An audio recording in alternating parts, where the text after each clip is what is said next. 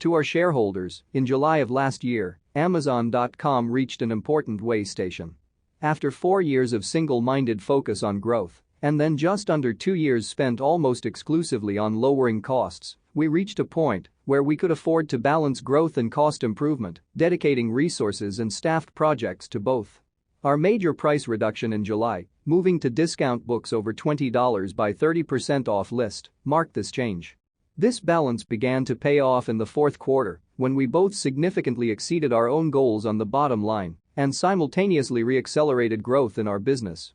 We lowered prices again in January when we offered a new class of shipping that is free, year-round, on orders over $99.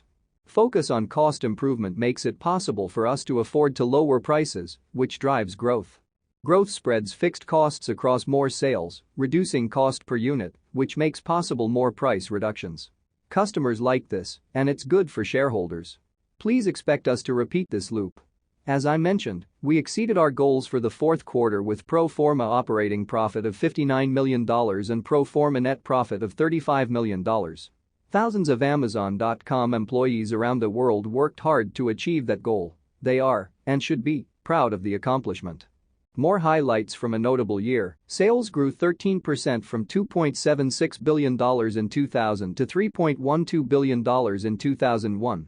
We achieved our first billion-dollar quarter on re-accelerated sales and 23% year-over-year unit growth in Q4. We served 25 million customer accounts in 2001, compared to 20 million in 2000 and 14 million in 1999. International sales grew 74% in 2001, and more than 1/4 of sales came from outside the US. The UK and Germany, our largest international markets, had a combined pro forma operating profit for the first time in Q4. Open only a year, Japan grew to a $100 million annual run rate in Q4. Hundreds of thousands of small businesses and individuals made money by selling new and used products to our customers directly from our highly trafficked product detail pages. These marketplace orders grew to 15% of US orders in Q4, far surpassing our expectations when we launched Marketplace in November 2000. Inventory turns increased from 12 in 2000 to 16 in 2001.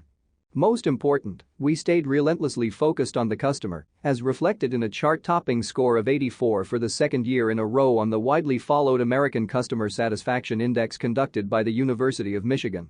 We are told this is the highest score ever recorded, not just for any retailer, but for any service company.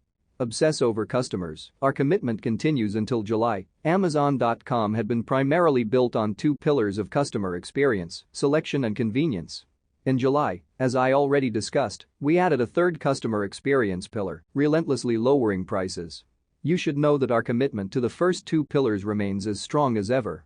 We now have more than 45,000 items in our electronics store, about 7 times the selection you're likely to find in a big box electronics store. We've tripled our kitchen selection, you'll find all the best brands, we've launched computer and magazine subscription stores, and we've added selection with strategic partners such as Target and Circuit City. We've improved convenience with features like Instant Order Update, which warns you if you're about to buy the same item twice. People are busy, they forget that they've already bought it. We've dramatically improved customer self-service capabilities. Customers can now easily find, cancel, or modify their own orders. To find an order, just make sure you are signed in and recognized by the site and do a regular search on any product in your order. When you get to that product's detail page, a link to your order will be at the top of the page. We built a new feature called Look Inside the Book. Customers can view large high-resolution images of not only the front cover of a book, but also the back cover, index, table of contents, and a reasonable sample of the inside pages. They can look inside the book before making a buying decision. It's available on over 200,000 of our millions of titles. As a point of comparison, a typical book superstore carries about 100,000 titles. As my last example, I'll just point out that one of the most important things we've done to improve convenience and experience for customers also happens to be a huge driver of variable cost productivity. Eliminating mistakes and errors at their root. Every year that's gone by since Amazon.com's founding, we've done a better and better job of eliminating errors, and this past year was our best ever. Eliminating the root causes of errors saves us money and saves customers time. Our consumer franchise is our most valuable asset, and we will nourish it with innovation and hard work. An investment framework in every annual letter, including this one. We attach a copy of our original 1997 letter to shareholders to help investors decide if Amazon.com is the right kind of investment for them and to help us determine if we have remained true to our original goals and values. I think we have. In that 1997 letter, we wrote, when forced to choose between optimizing the appearance of our GAAP accounting and maximizing the present value of future cash flows, we'll take the cash flows. Why focus on cash flows? Because a share of stock is a share of a company's future cash flows, and, as a result, cash flows more than any other single variable seem to do the best job of explaining a company's stock price over the long term. If you could know for certain just two things, a company's future cash flows and its future number of shares outstanding, you would have an excellent idea of the fair value of a share of that company's stock today. You'd also need to know appropriate discount rates, but if you knew the future cash flows for certain, it would also be reasonably easy to know which discount rates to use. It's not easy, but you can make an informed forecast of future cash flows by examining a company's performance in the past and by looking at factors such as the leverage points and scalability in that company's model. Estimating the number of shares outstanding in the future requires you to forecast items such as option grants to employees or other potential capital transactions.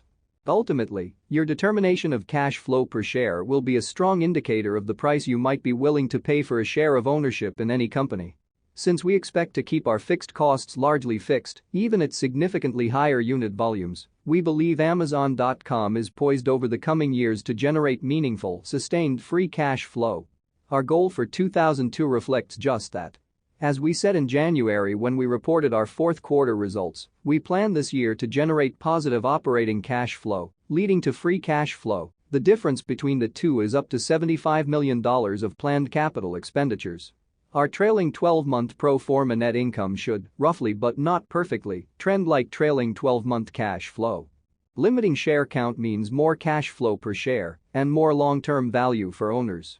Our current objective is to target net dilution from employee stock options, grants net of cancellations, to an average of 3% per year over the next 5 years, although in any given year it might be higher or lower. Relentless commitment to long-term shareholder value. As I've discussed many times before, we are firm believers that the long-term interests of shareholders are tightly linked to the interests of our customers. If we do our jobs right, today's customers will buy more tomorrow. We'll add more customers in the process, and it will all add up to more cash flow and more long-term value for our shareholders. To that end, we are committed to extending our leadership in e-commerce in a way that benefits customers and therefore, inherently, investors. You can't do one without the other. As we kick off 2002, I am happy to report that I am as enthusiastic as ever about this business. There is more innovation ahead of us than behind us. We are close to demonstrating the operating leverage of our business model, and I get to work with this amazing team of Amazonians all over the world. I am lucky and grateful. We thank you, our owners, for your support, your encouragement, and for joining us on this adventure. If you're a customer, we thank you again. Jeffrey P. Bezos, founder and chief executive officer, Amazon.com.